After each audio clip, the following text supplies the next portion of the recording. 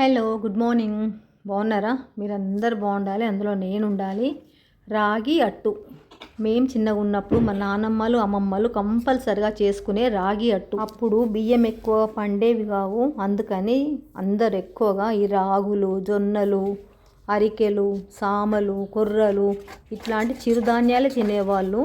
అందుకే అంత గట్టిగా ఉండేవాళ్ళు వాళ్ళు. మేము చిన్నగా ఉన్నప్పుడు మా తాతలకు కానీ, నానమ్మలకు కానీ, అమ్మమ్మలకు కానీ ఎవ్వరికైనా కూడా కాళ్ళు విరిగినాయన్న మాట మటుకు వినలేదు. వాళ్ళ బోన్స్ అంత స్ట్రాంగ్ ఉండేవి. 80-90 ఏండ్లలో కూడా ఫాస్ట్గా నడిచేవాళ్ళు, కింద కూర్చునేవాళ్ళు, వ్యవసాయం పనులు చేసేవాళ్ళు. వ్యవసాయం పనులు అయితే గంటలు గంటలు చేసేవాళ్ళు. ఈ రోజుల్లో అయితే మాట్లాడితే కాలు ఇరగడమే, కొద్దిగా జారి పడ్డామంటే ఇంకా కథం అయిపోయింది, మన కాలు ఇరిగినట్టే అనుకోవాల్సిందే. పొద్దున సద్దన్నం తినిపోతే మధ్యాహ్నం లంచ్ కూడా అక్కడికే పంపించేవాళ్ళు. దాన్ని కూడా సద్ది అనేవాళ్ళు, సద్ది కట్టి పంపించినవా అనేవాళ్ళు. అక్కడనే తిని అక్కడనే ఒక గంట సేపు రెస్ట్ తీసుకొని మళ్ళీ పనులు చేసుకొని సాయంత్రం 5 గంటలకు అట్లా ఇంటికి వచ్చేవాళ్ళు. ఊరి మధ్యలో ఒక బండి ఉండేది, దాన్ని సావటి బండ అనేవాళ్ళు. ఈ పని చేసి వచ్చి అలసిపోయిన వాళ్ళంతా ఒక అరగంట ఆ సావటి బండ పైన కూర్చొని కష్టసుఖాలు మాట్లాడుకునే వాళ్ళు. తర్వాత ఇంటికి వచ్చి భోంచేసి 7 గంటలకల్లా పడుకునేవాళ్ళు. చేతి నిండా పనిచేసి కడుపు నిండా తిని కంటి నిండా నిద్రపోయి ఆరోగ్యంగా ఉండేవాళ్ళు.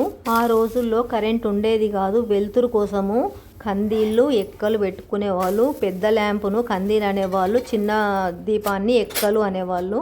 మన బాడీ, మన బోన్స్ అంతా వీక్ అవ్వడానికి కారణం మనం తినే ఫుడ్డే.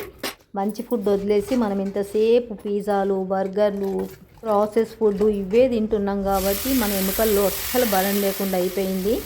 ఆ రోజుల్లో హార్ట్ అటాక్లు లేవు, బీపీలు షుగర్లు లేవు. అసలు బీపీ అంటే ఏందో తెలియదు, షుగర్ అంటే ఏందో తెలియదు. వాళ్ళు అన్నీ తినేవాళ్ళు, గట్టిగా ఉండేవాళ్ళు. తినకూడదు అన్న మాటే లేదు అసలు. ఏ దొరికితే తినేవాళ్ళు. పచ్చి కంకులు తోటల్లో విరుచుకొని అక్కడికక్కడే తినేవాళ్ళు, పచ్చిదే తినేవాళ్ళు. పాలు కారుతూ ఎంత స్వీట్గా ఉండేదంటే అంత బాగుండేది.